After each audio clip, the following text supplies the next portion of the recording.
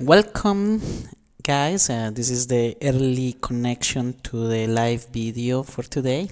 This is mostly for the YouTube file that will be here after the video. I will edit this part out, so if you are watching this in YouTube, then feel free to skip 5 minutes ahead.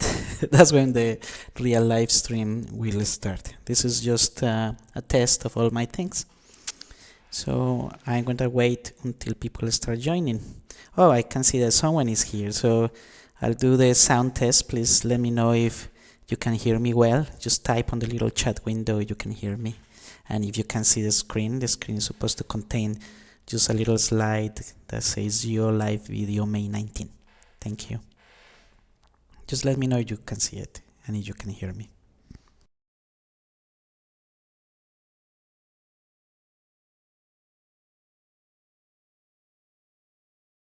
Perfect, thank you for the feedback. So we'll wait until 2 p.m. exactly, and then we'll start.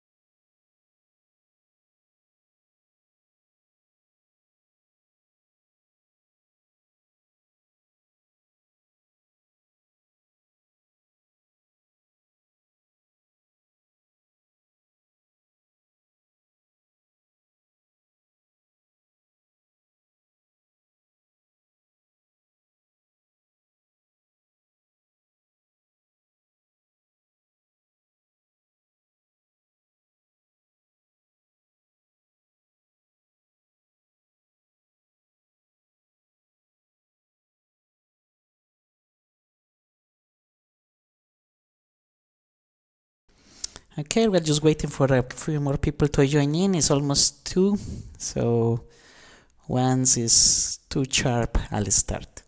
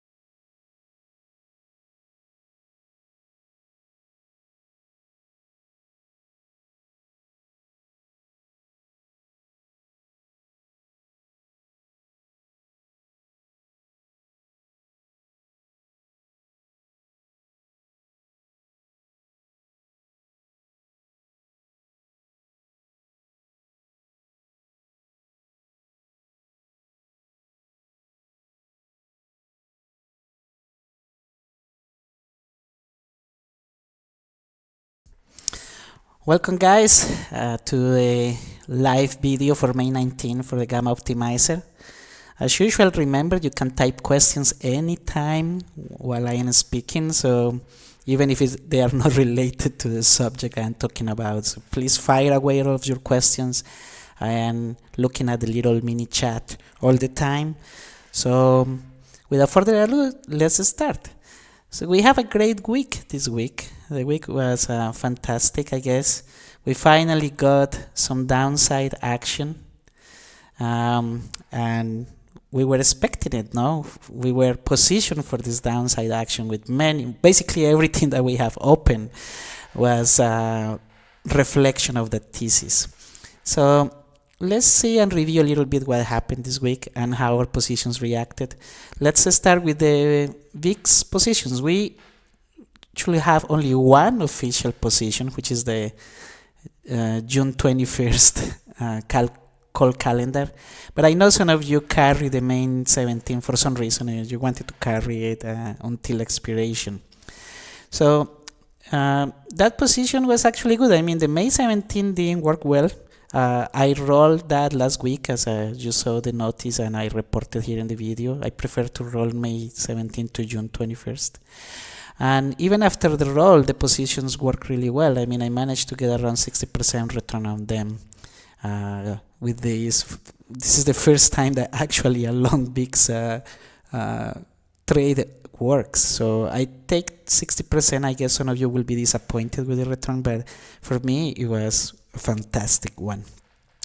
So let's look a little bit more here. How did it go? Let's switch to Thinkorswim here for a second and see what is going on in the land. So what we got here, we got a nice drop on the 17, a fantastic drop, and volatility went up massively too. So for all of us that were waiting for the drop, we profit nicely. So let's look at the volatility profit. So the vertical, this was the vertical. So the VIX vertical worked really well. I mean, it is a tie to the June future. So the June futures almost touch 14 or a little bit above 14 or around this area here. So that was the point to take profits. I mean, we knew that volatility will always revert back to whatever it had before the big move. So I urged you, I almost begged you to take profits and run. I mean, I spammed the room with a little post about, please, monetize your profits if you have profits. Don't let them slip away, because volatility goes back. And look at this, we are almost back to normal now. If we look at this, let's look at the futures here. After the nice spike that we have, look at we have come back all of this. It's not quite normal. I mean, we're still a few points up from where we were before the drop, but still is a significant drop from the top. So any gains for those positions have evaporized by now. They just gone. But hopefully you guys took them. Hopefully you managed to profit some of them, to take some of the profit. I did. I mean, you know me, I always take the money and run. The week was also interesting because I was very sick. I had been very sick the whole week, and I apologize if you can tell that in my voice. My voice is not quite back to normal yet. So the sickness did affect a little bit my trading because my brain wasn't working as fast as possible. I should have shorted volatility the same day. I mean, once I closed my long positions, I should have established a short, but I wasn't thinking clearly, or I was expecting a little bit more upside in volatility, and I missed the boat. We missed the boat on shorting volatility from last week. But I don't complain. We managed to profit a little bit. The first time out of, I don't remember how many of those we try, but I am glad at least one has worked yet so far. So let's look at the other positions we have open. So we have the GDX calendar spread, which is a nice slow cooking position. This is one of those things that we keep there. We have it there in the back burner. It's a slow thing. It will pay eventually. It will pay off eventually. So it's basically at the same price that it was last week. Last week when I had this video, it was around 30 cents, and it's the same thing right now. Let's look at it. Let's take a quick look at the calendar spread, and you can see it's 29 cents. So GDX has been kind of in a crazy thing. It went up a lot. The calendar spread benefit a lot, and now GDX came back and it's trying to go up again. It's crazy. That's the whole thing about GX. It's very crazy. It moves up and down a lot. But right now, it's at 29 cents, which is still a very nice profit for these things. It's still like 50% profit, and the position is still ongoing. No, we haven't made any changes to it. Oh, the only change I made to the position is that we moved the stops to break even. And that's, we are making so much money on this. There is no point on losing money. I know we are chasing the 27 goal here, but I don't know. You have to figure out when is the best point to monetize. In my case, my region where I start becoming really tempted on monetizing is around 100%. So once this thing touches 40, I will start thinking about closing the position. So far I haven't seen any questions yet. I remember, if you have questions about VX or GDX or anything, just type them, because that's the only way I can see them due to the delay between the live stream and the questions. So GDX is a trade that is still working really nice. And we have a bunch on SPX. So the XPX trades were a more big mixed bag, because we have this fly plus call replacement, which actually didn't work. It was a trade that didn't benefit from the sudden collapse of SPX on Wednesday. It just basically went back to break even. It actually made just a little money that day, and I was kind of disappointed. I was expecting it to make more money, but given that the drop was so sudden and the implied volatility went up so much, the fly didn't perform as well. It did perform. For those of you that only got the fly part, I guess you must be happy today. you actually did well with this trade. But for us that we were hedged with the call, there was nothing there. I could see it on the performing early in the week. I didn't like how the mark to market for the trade was always negative during the early portions of the week. So I basically closed that trade at scratch. I basically decided to get rid of it, and in fact I took a minimal loss because it cost me commissions. So I spent like $100 on commissions, because my size was a little bigger than you guys usually do. So I spent like about $100 opening and closing. But in terms of profits on the trade itself, I didn't lose any money there. Finally, got a question. The question is, how does the gamma hedging walls get affected by the market action and OPEX this week? Yes, the whole gamma imbalance has changed a little bit. Not that much. I will provide an update in a few seconds, so I'll arrive there. I can update it right here. Let's move into that. So the straddle, there is not much to say about it. Hopefully all of you are out of it. Please don't carry it anymore if you're still carrying. I don't see, it might still work if we get more downside, but it's really unknown at this point if we will see it. So and also the risk reward wasn't there, so it was better to close it yesterday when I sent the notice. And let's switch then to gamma imbalance. So for that, let's come to my little RS Studio thing, and I have the gamma imbalance actually here. This is the gamma imbalance for today, this one right here. The gamma imbalance, you notice that it doesn't change that often. It's still the same walls. The biggest one right now to the downside is at 2,350. And 2,400 is still the biggest one to the upside. And we're still in the region. We managed with the drop. We really came really close to this wall. We really came close, but we didn't manage to break it. And now we are back in this region between the 2,375 and 2,400. So we are kind of in the same area where we were before. This market is amazing. This market is really surprising everyone here. I cannot believe that we recovered so quickly and we are again in this area. And I expect the market to be here a little longer now. Like, for some reason there is not enough conviction to push it over 2,400, but also there is no conviction to really sell the market off. So I hope that answered the question about the gamma imbalance.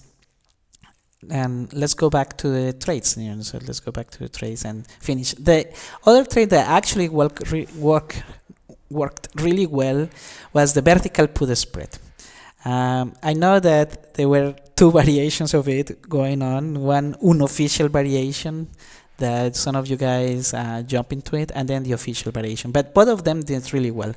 The official trade provided more than 100% return. That was a fantastic trade, and I know for some of you guys you were actually making even more money, because I entered that trade around 55 cents, and I know some people was able to enter the trade around 40 or 35 cents, and that spread was crazy on Wednesday. That spread was doing really well. I got out really early at 120, but if you were really good, I guess some of you could have gone out at 140, 150. All in all, it was a very good trade, and it did what it was supposed to. What it did, it was a long gamma trade, and that's what happened. We got a really nice long gamma move. Having all these almost 40 points in one day, that's quite a long gamma move, and it benefit the spread a lot. So hopefully you guys this week made some money. I guess there's no excuse to not have made money last week. We were positioned for this with our official positions, and also I know at a personal level that you guys were also shorting on your own. So hopefully everyone had an excellent week this week.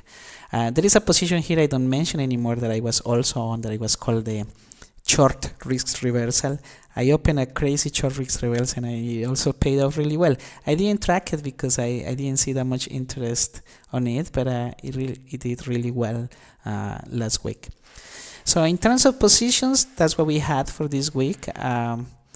Two of them profit really well. I mean, three of them profit really well, if you include the GDX, which is still open. One of them was a scratch, a small loss. The SPX strategy didn't work, I guess. I mean, sometimes we get it wrong. I got it wrong with this one. I was expecting the market to come down in a more, take more days for this to happen, but it happened too fast. And also the reversal happened too fast, I guess. That's what killed this particular position. So if there are no questions about these positions, would like to review what happened in volatility space. And this is where I'm kicking myself today. I'm kicking myself today because in the volatility space, something nice really happened. If you look here on my little plot, I hope you can see it well. The red line is how volatility was on Tuesday before the drop, and the blue line is what happened on Wednesday. What happened on the big drop, and you can see how volatility went up. Look at how flat the term structure became in this area. This was a hint right there. This flatness in this area was a hint that I could short it. The fact that it was so flat and also so high compared with this area right here. So definitely there was a chance to short because the term structure was giving us the hint, and I didn't take it. I don't know, it was a combination of me being in the middle of this particular flu. My head was really not thinking clearly, or just I was afraid that volatility could keep going higher and higher. But it really doesn't matter. There is no excuse. I should have taken a short because in this flatness right here, no matter what happened here in the near term, maybe the core could have gotten a little higher near term, but look how flat was here. Not only was flat, but look at probably 60 days was the perfect time to take a short. Because look at it, we were probably around 12 something on 60 days, and it went up to almost 15 or 16 on 60 days. So we have probably four volatility points to extract here. It is a shame that I didn't take it. It is really a shame. And I remember seeing a suggestion of a trade for this. I think it was Japel that suggested that we should do some kind of calendar. Yes, we should have done we should have done some kind of calendar here. And I apologize, I didn't take it. I don't know why. So whenever you see a term structure that is flat, it's usually a good risk reward to short the flatness. or to bet that the term structure will become the slope will come back to normal, in particular if it's so far away. I mean, 60 days, there was no way that it will invert unless we have like a major black swan. So that's on me. Sorry guys, we collected a long volatility trade, but I didn't provide a short one. Well, we'll see in the next opportunity. We'll try to do it. I guess it's just that shorting volatility can be perilous. It's a dangerous endeavor. No, in this case it was simple, and with the benefit of hindsight, you can say, oh yeah, we should have shorted. Look at it. We are almost back to normal today, which is what we have. Look at this. This is today versus the Tuesday versus Tuesday. So we're almost back to normal. I mean, look at the 60-day.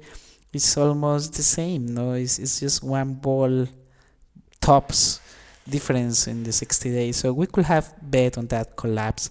But one of the reasons also in general with shorting volatility is, first, never do it with the instrument. So never short the futures. Never ever short a future. And if you're doing it with like equivalent like VXX, don't short VXX either. I mean, don't short volatility, don't do pure shorts, because if this was the beginning of an event, this volatility could have gone to 40 or some outrageous value and you will be bankrupt. So better to short with equivalents like puts. At least you know that you will lose only the premium on those puts, and that's it. Just in case it doesn't work. I was planning on shorting with a butterfly on VXX, and it will have worked beautifully, but as I mentioned on the room, that boat has sailed, the train has departed, and right now there is no edge. I am telling you guys, I mean, scalping this little thing here, this area here, is not worth it, because we might never come back to this area anymore. Like, probably if the market starts seriously repricing risk, probably the term structure will start looking like this for the rest of the year. Now, this was a good close call for people that were really optimistic about the market. So probably the repricing of risk will remain in this area for a while. So extracting this one ball point or 0.8 or whatever is gonna be extremely difficult, and you're exposing to higher risk. So I won't short volatility anymore from now on. As usual, any question, guys, about this? Please let me know. And the last comment is that I don't know if you notice here, we used to have this little jump in volatility, and this little jump in this area, it was June 14, I think. I forgot what it is. I think it was, yes, June 14, and it was due to the Federal Reserve meeting. And so it was kind of like the market was pricing some uncertainty around that time. But notice how in the new term structure, it's not that clear. This jump doesn't exist that clear anymore. And I guess is that the market is now pricing a consistent risk across the curve, across the term structure. So the Federal Reserve meeting, the added risk is not visible. It's not that visible. But I will be keeping an eye on this area to see if any opportunities show themselves. I mean, if this area starts going up massively to the 15s or more, there will be a good opportunity to short it too. But right now there is no edge on doing it. And what else I have? Okay, and a little bit more about the gamma imbalance here. Just a few more words about gamma imbalance.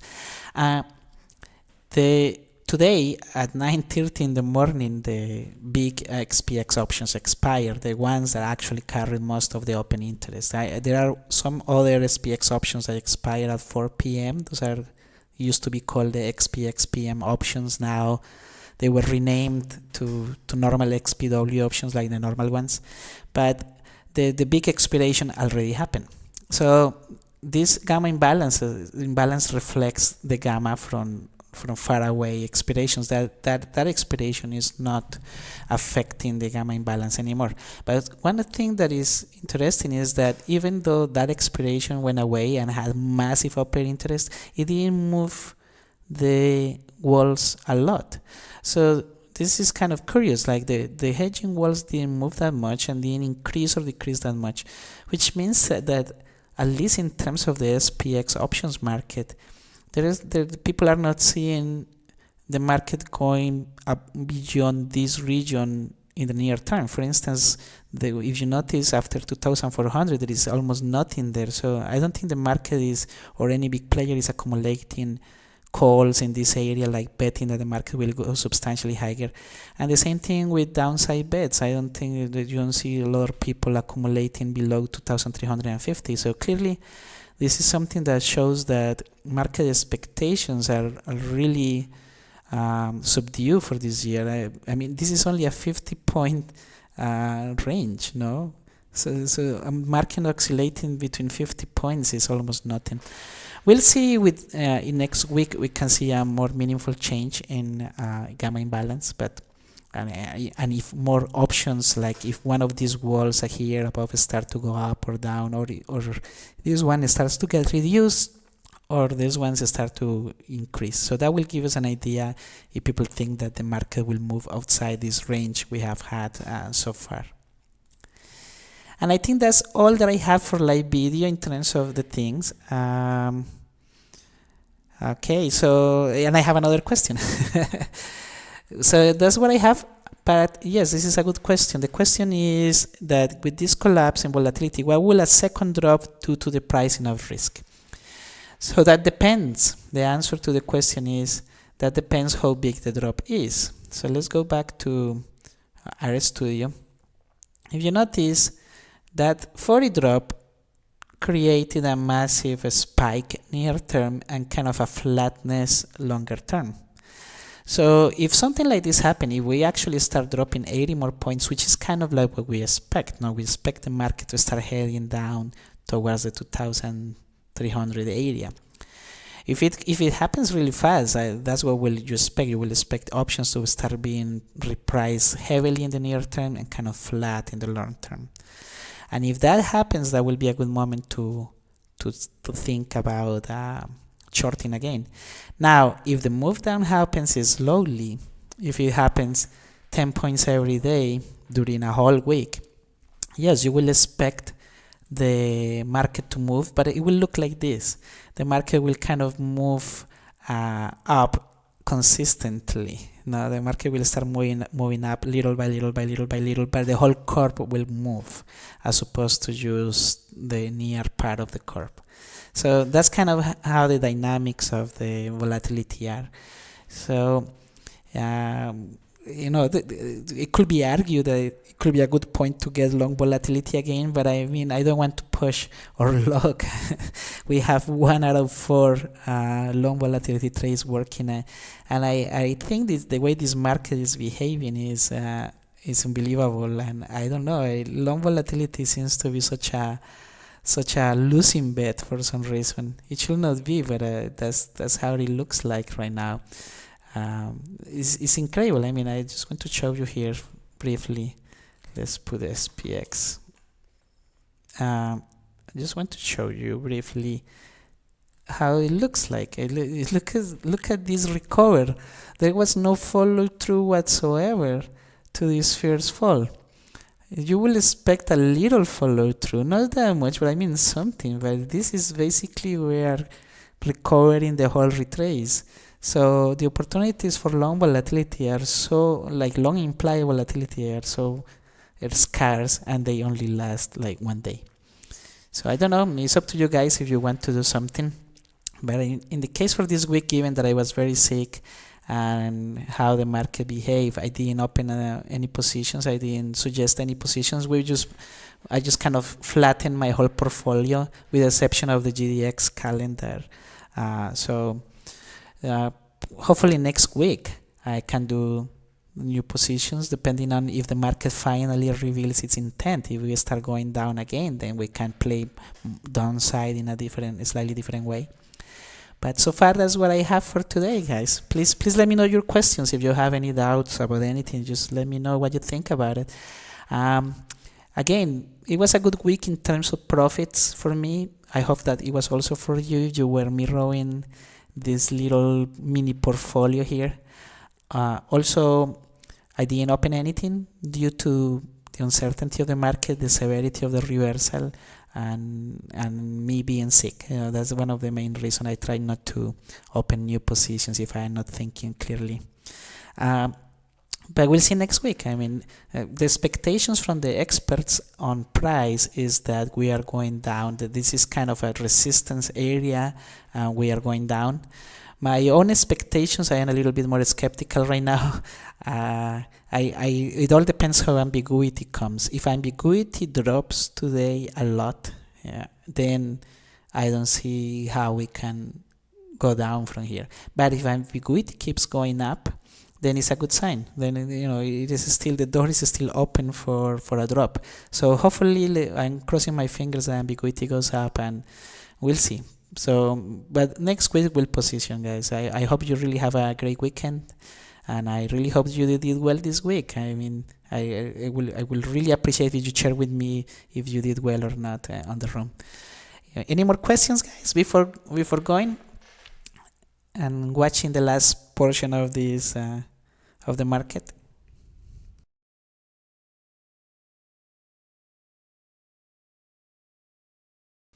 Okay, there are no more questions. So thanks again, guys, for being here, for your patience, and have a nice weekend. I'll come back to the room and post my views before the close, and I hope to see you soon. Take care.